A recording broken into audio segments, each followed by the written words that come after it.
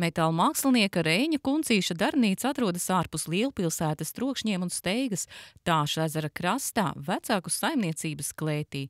Šobrīd te spraigi ir darbi pie Liepājas maketa izveides, ko paredzēts izvietot kanāla malā pie promenādes. Uztais sākumā putaplastā, un pēc tam viņus jāizlai alumīnijā. Un tas viss būs vēl uz čuguna, hidrolatā izliesim čuguna lējumu kā zeme. Tās ielas viss un kokus, un tie būs no čuguna, un mājas būs no alumīnija. Un ūdens būs nerūsējušā tērauda. Jaunais tilts, kur ir jaunais tilts. Šeit daļa no. Tas ir jaunais tilts uz ezeru pusi. Varēs redzēt ezeru un jūru otrā galā. Viss kopā ir 12 metri garš.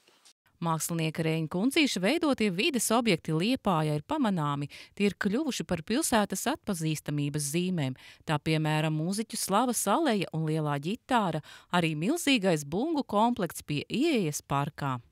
Speciāli pieaicināju pie darba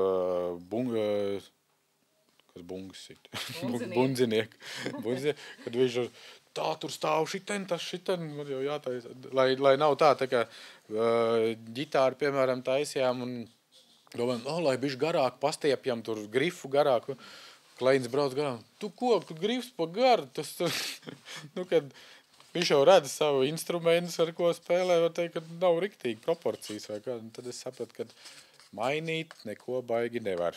Galvā ir uzreiz varianti kaut kādi. Man tur saka, davai tur makets, jā, var uztaisīt šitādu, var izliet, var tādu, un tad pašam ir jāeksperimentē un jāpaskatās tā, šitā izstās, tad parāda citiem arī, vai patīk vai ne. Varbūt, kad, ko es iedomājos, tas vispār nemaz nesanāk. Savus grābeklis arī kāds, var teikt, uz kā jāuzkāp ir. Kas bija pirmie darbi tev Liepājā, ko tu veidoji? Tie Ziemassvētku dekori vai kas ir pirmie? Viens no. Kas ir? Laiva, informācijas stends, Līvas tirguma pie... Tagad promenādes viesnīca, man liekas, ka tajā laikā vēl bowlings tur bija vai kaut kas tāds.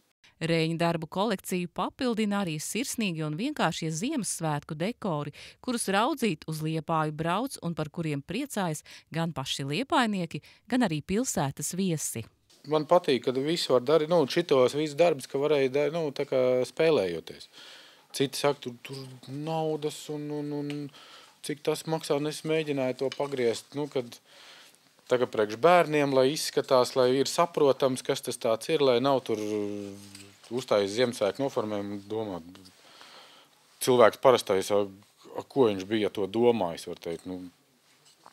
Ka jābūt ir vienkārši, ka, tā kā mēs runājam, ka apskatās un tā, vai. Līdz šim lielākais un iespaidīgākais vides objekts, ko veidojas Reinis Kuncītis, ir šovasar tapušais spoku koks.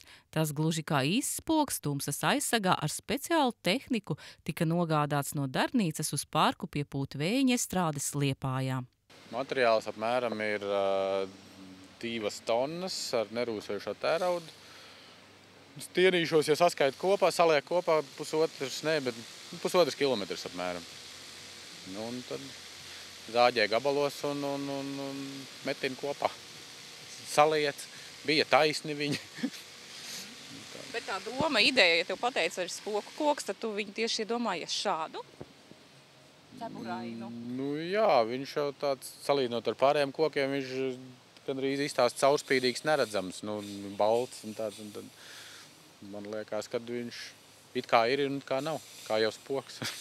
Skaņu un gaismu saspēli jaušama ir katrā Reiņa darbā. Kā atzīst mākslinieks, tad tāds arī savulaik bijis diplomdarbs, kura daļa skatām tepat mājas dārzā. Visi apkārtējā vidē.